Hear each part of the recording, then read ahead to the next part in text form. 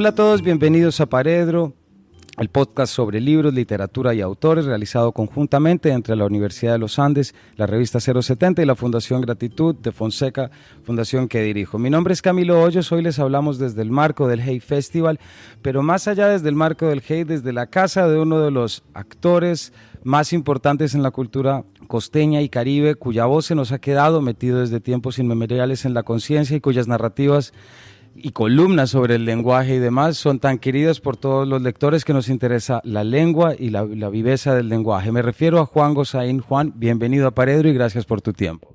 Muchas gracias a ustedes por tenerme en cuenta para este tipo de programas que a mí me emociona que existan, porque todos sabemos ya la crisis en que está el periodismo, las redes sociales, de cómo la desinformación, la manipulación, las noticias falsas que hoy llaman fake news, han ido deteriorando la imagen de las redes y la credibilidad, y cuando aparece un programa como este, para ilustrar a la gente, para orientarla, programa serio, pues uno se siente realmente dignificado de poder participar. Muchas gracias por esas palabras, Juan.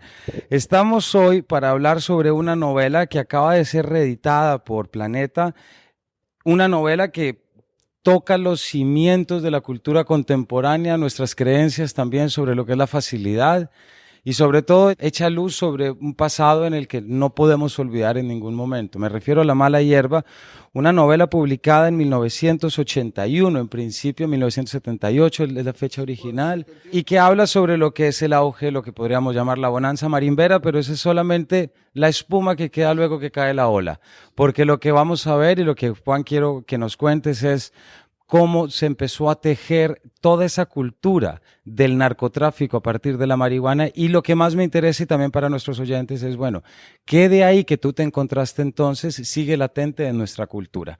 Entonces, lo primero que te quisiera preguntar, Juan, es, me imagino que para este proceso de edición hubo un proceso de relectura, de volver sobre el texto. Lo primero que te quiero preguntar es, cuando te enfrentaste de nuevo al texto, ¿cómo sientes que la novela había envejecido o no? Es decir, ¿qué tanto de lo que entonces escribiste seguiste encontrando ahorita y qué tanto viste que había cambiado? Eso es un tema bien interesante, por una razón.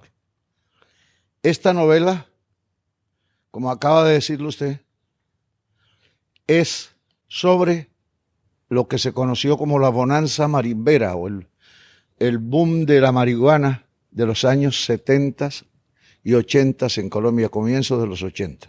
¿Qué tanto de eso queda? Nos quedó lo peor, fue agravándose cada día más. El tráfico ilegal de marihuana de aquel momento no lo puede usted comparar en materia de violencia, de barbarie, con lo que después hizo el tráfico de cocaína. En la marihuana no había carteles, hubo muertos, claro, pero no esas masacres.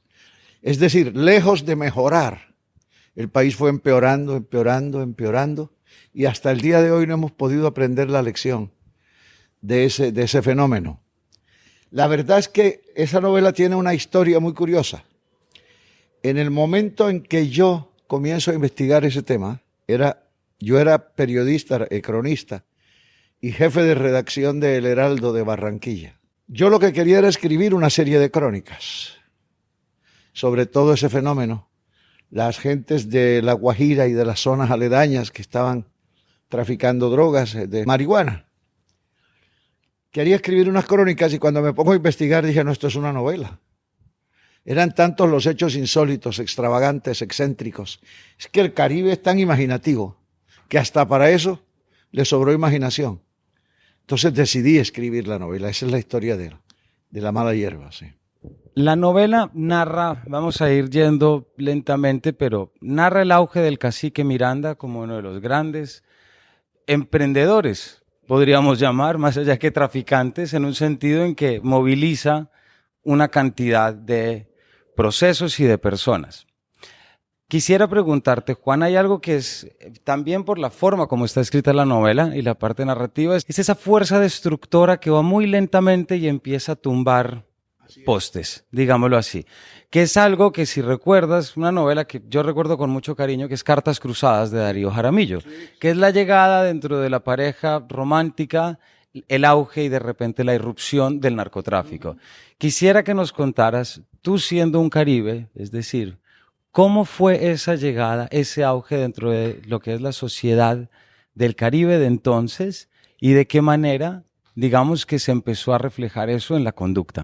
Hay que tener en cuenta, hay que entender desde el principio que las gentes que iniciaron el negocio de la marihuana lo hicieron en unas regiones que eran eminentemente marineras y navegantes. Por ejemplo, las admirables familias indígenas o nativas de La Guajira, que toda la vida estuvieron comerciando con Aruba, Curazao, Jamaica, las Antillas, todo el Caribe, todo eso, son tan importantes en la historia cultural de Colombia que fueron sus embarcaciones y sus navegantes los que permitieron que llegara a Colombia el acordeón alemán que se vinculó a la música vallenata. Antes de eso, la música vallenata, el instrumento clave, el instrumento central de la música vallenata no era el acordeón, sino la guitarra. Entonces ahí estaban dadas unas condiciones de navegabilidad, de conocimiento de la región, etc. Pero, vuelvo y digo, ahí se fue expandiendo de ahí a ciertas ciudades, lo que llamamos aquí la costa atlántica, que en realidad es la costa caribe. Por ejemplo, a Santa Marta y a Barranquilla, que son los dos escenarios de esta novela. Comenzaron a ocurrir unos hechos tan insólitos, tan extravagantes, que un día en Barranquilla, cuando me contaron la historia de una señora que aún vive, y fui y hablé con ella, ese día decidí escribir la novela. La señora es para terminar de completar, es una estadounidense que vive en Barranquilla hace muchos años, se casó allá y todo. La señora iba por el norte de Barranquilla, por la calle 72 en su carro, y en un semáforo estaba parqueado en el semáforo una camioneta, las camionetas que distinguían en aquella época a los traficantes de marihuana, una Ranger, camionetas gigantescas. Y el conductor de la Ranger tenía la puerta abierta hablando con alguien de la calle. La señora dijo, bueno, pero está en el semáforo. Y le pitó. ¿Para qué fue eso? Era la 1 de la tarde. El conductor de adelante se bajó de su camioneta, la encañonó con un revólver y le dijo, bájese. Ay, señor, no, pero no le voy a hacer nada, bájese. La señora se bajó y la arrodilló en la mitad de la calle, una de las calles más concurridas de Barranquilla, y le dijo, repita 100 veces, no debo pitar a los demás, no debo pitar a los demás. Ese tipo de hechos ocurrían a diario. Entonces, aquello lo que estaba era creando un mundo fantasioso, un mundo donde los traficantes creían ser dueños de todo, del poder, de la vida ajena. Y eso fue, como le digo, lo que me condujo a escribir la novela. Mire, pasaron hechos, pero es que son unas extravagancias, unas rarezas, unas curiosidades. En Barranquilla ha estado siempre, respetada y muy querida por la gente, la Segunda Brigada Militar. Ahí en el norte, un poco adelante de donde arrodillaron a la señora. Una de las familias narcotraficantes, de los que estaban en guerras de familias, compró la casa de al lado de la brigada, al lado de la brigada. Y uno pasaba y veía hombres civiles vestidos con ametralladoras en la casa de esa familia. ¿Sabe cómo le pusieron en Barranquilla de nombre a esa casa? La Tercera Brigada. Es decir, había algo de pintoresco en eso. Sí. Había algo de pintoresco. Con el paso del tiempo, comenzó a adquirir esa monstruosa condición de crimen, de masacre, de cosa horrenda, pero inicialmente no fue así. Hay variados episodios, digámoslo, dentro de la novela, Juan, y que tienen que ver sobre todo con lo que es la masacre de los Morales.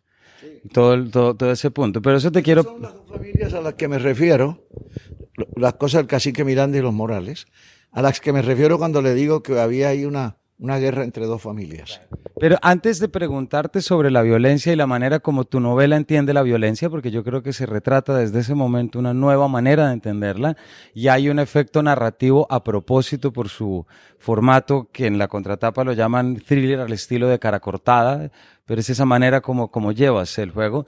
Hay uno que me parece importante porque yo siento que hay muchos lectores que todavía no han atado los cabos cuando piensan en términos de la época nuestra del narcotráfico. Hay un tema que es la violencia abierta, que es la masacre y la eliminación del clan.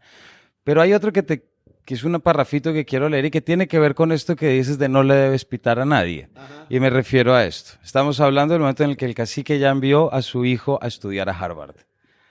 Ahora se sentía contento no solo de haber enviado a su muchacho a Harvard, sino también porque otros traficantes de la República del Caribe habían seguido su ejemplo y el cacique soñaba despierto con un futuro dorado en el que los hijos de sus amigos y su propio hijo serían los estadistas consagrados a servir a la nación, los que tendrían en sus manos el destino de la gente y la voluntad pública, pero no por el temor a sus armas en aquellos zanjones lóbregos de la Montaña Blanca, donde las mulas caminaban cautelosamente para no desbarrancarse por los abismos tupidos de niebla, sino por su presencia augusta en los palacios del gobierno.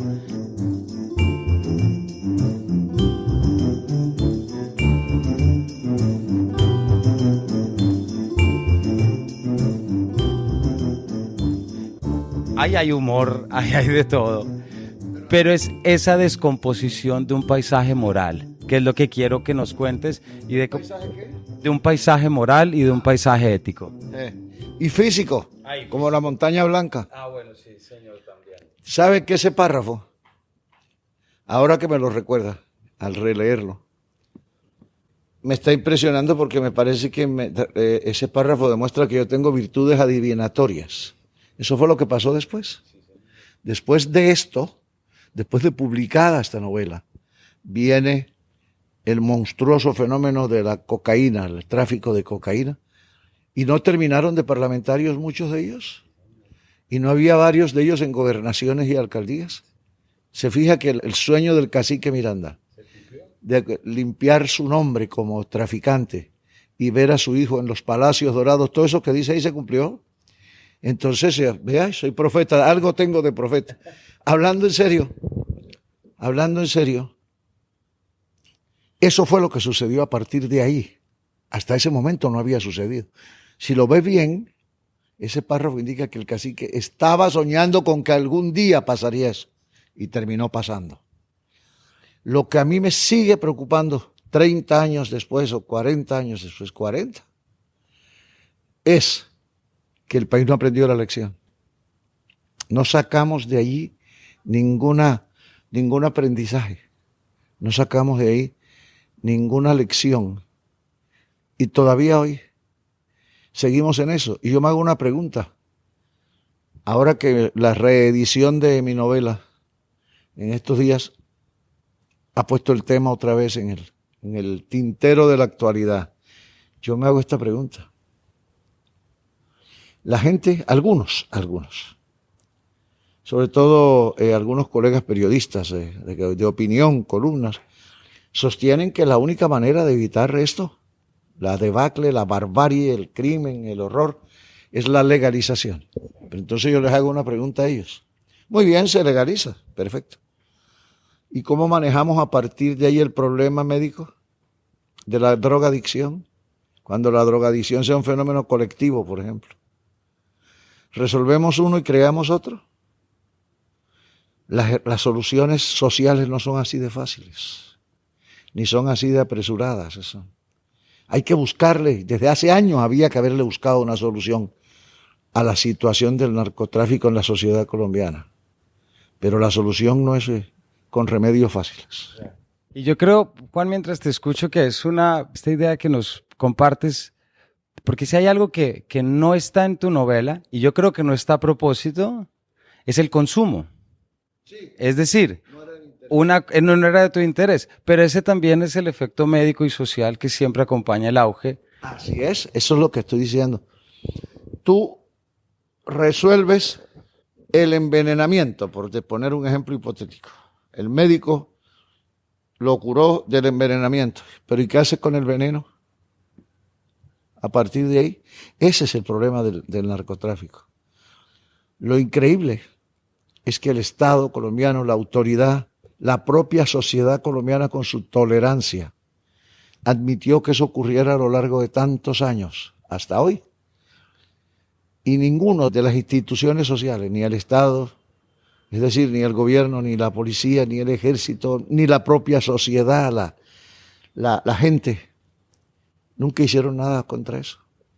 Digo, a excepción de casos aislados, que murió un narcotraficante, metieron preso al otro, extraditaron, pero solución nunca hubo. Colombia no aprendió la lección. Ahora, 40 años después de mi novela, esa es la triste conclusión que ese libro me provoca a mí mismo como autor.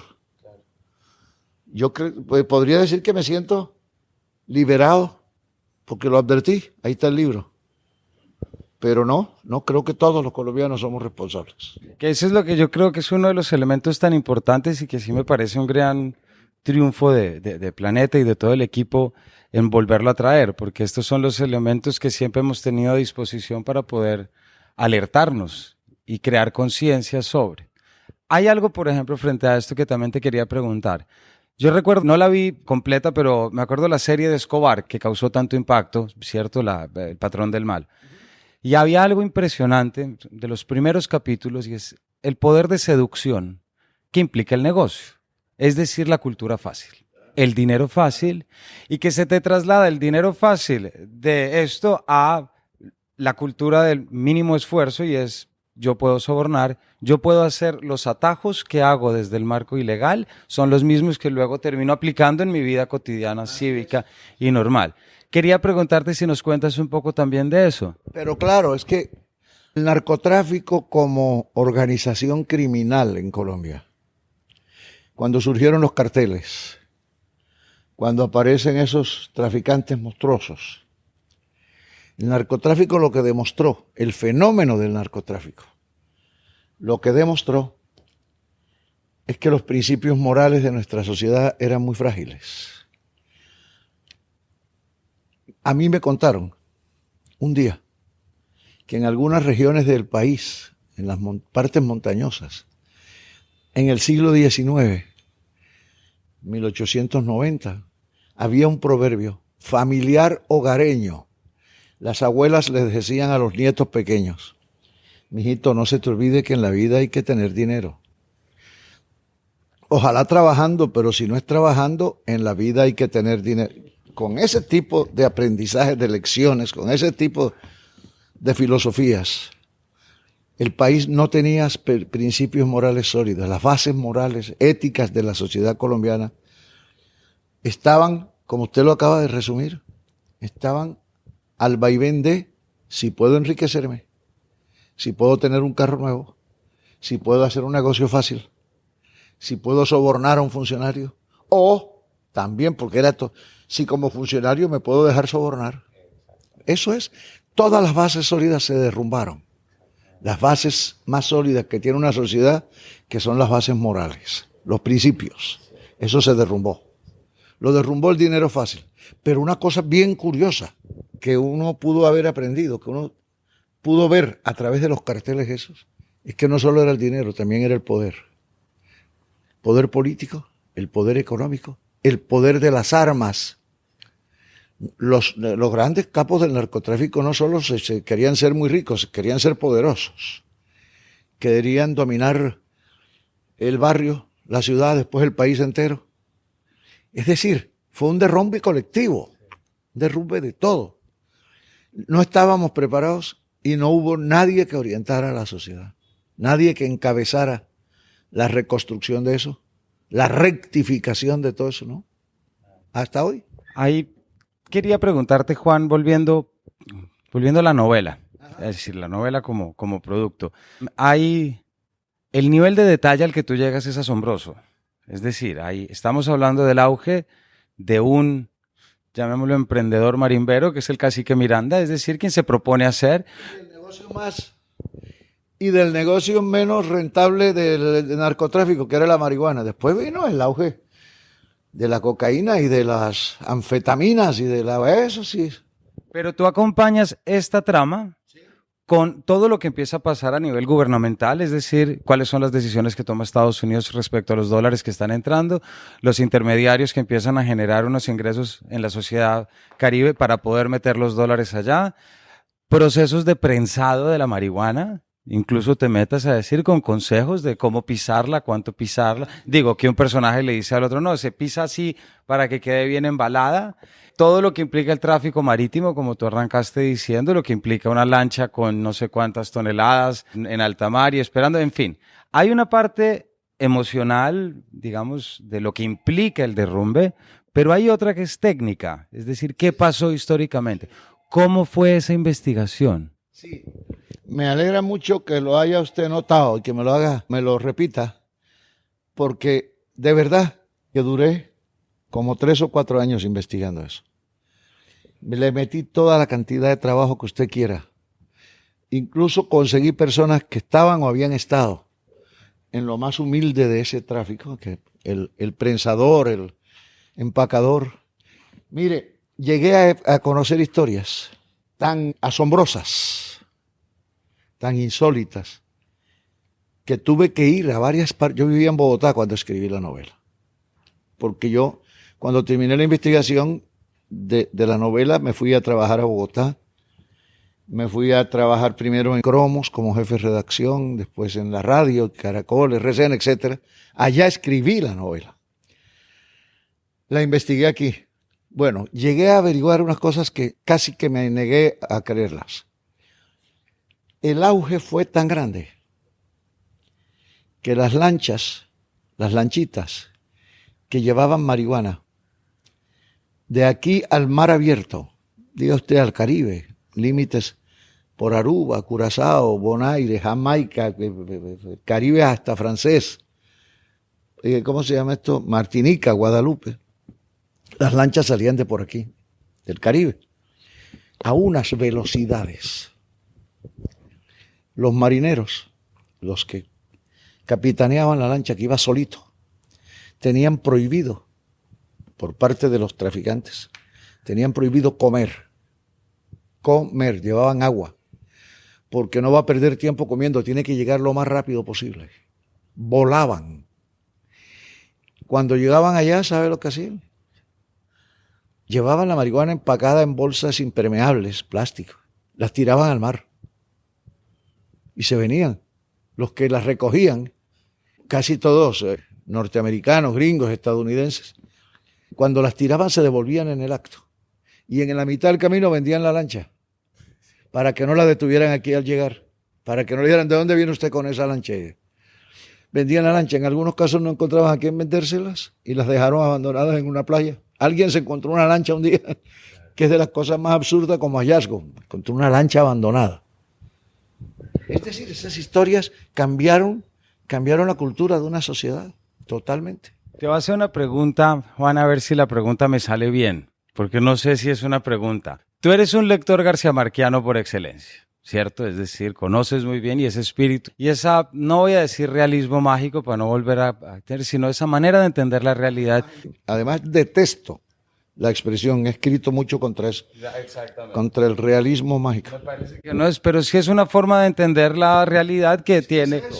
Es una realidad mágica lo que hay aquí.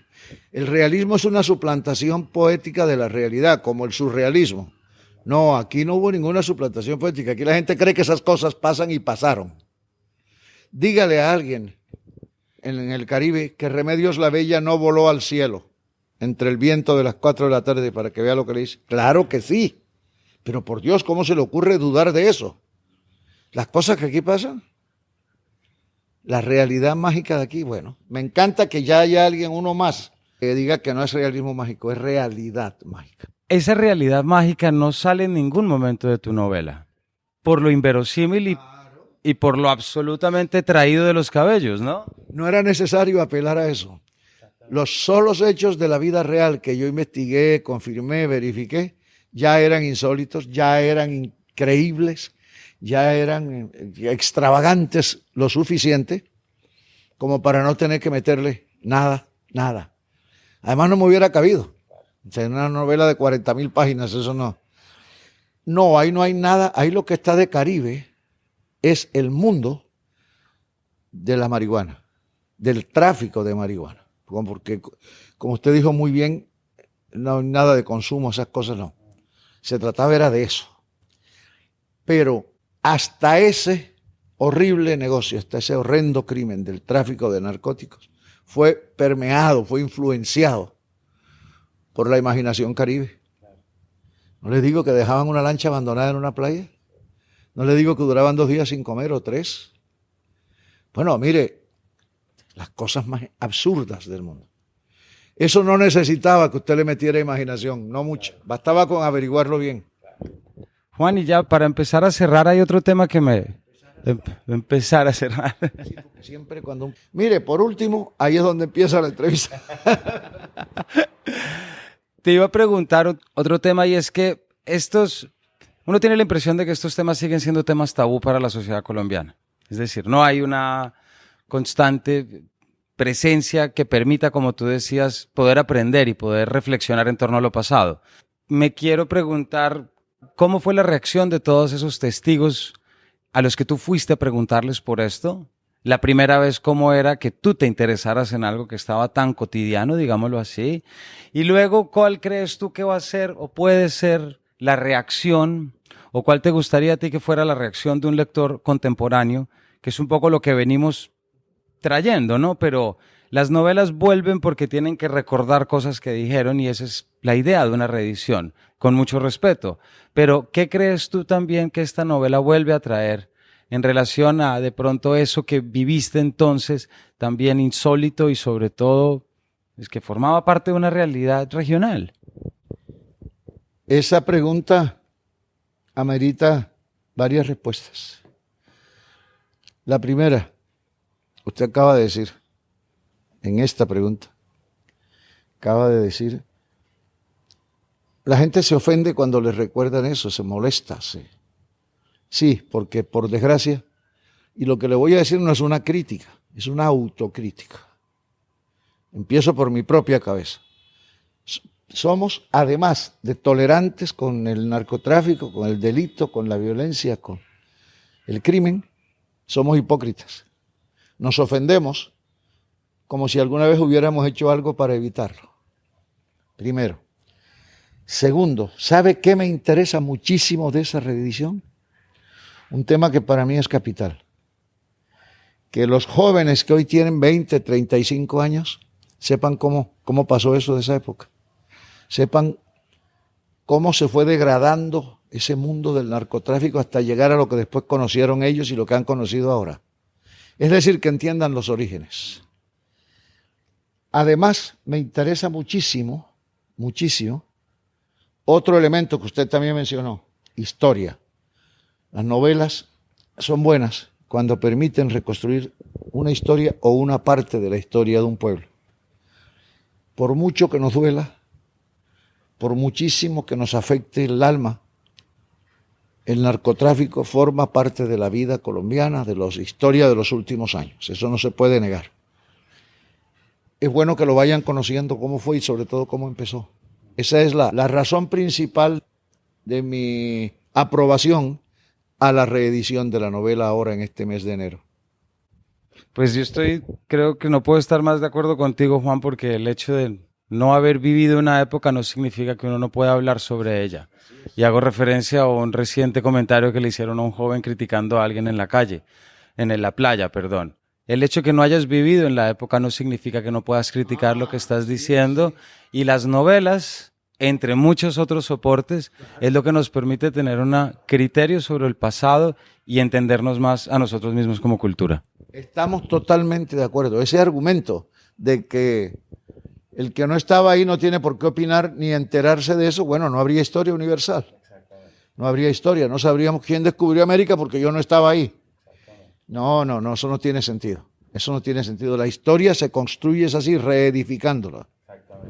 Y en este caso, reeditándola, razón por la cual invitamos a todos nuestros oyentes a que, si ya la leyeron, la vuelvan a leer en una edición muy bonita que acaba de salir de Seix Barral, La mala hierba, de Juan Gosaín.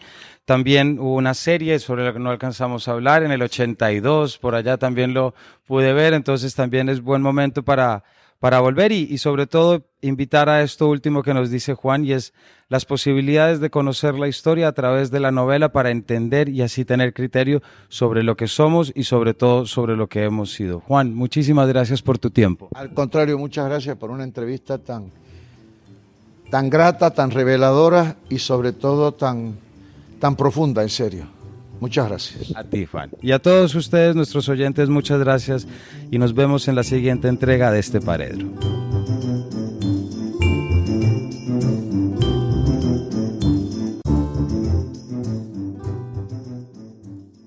Paredro es un podcast de 070 Podcast hecho en colaboración con la Fundación Gratitud. Es producido y narrado por Camilo Hoyos y la edición es de María Fernanda Fitzgerald.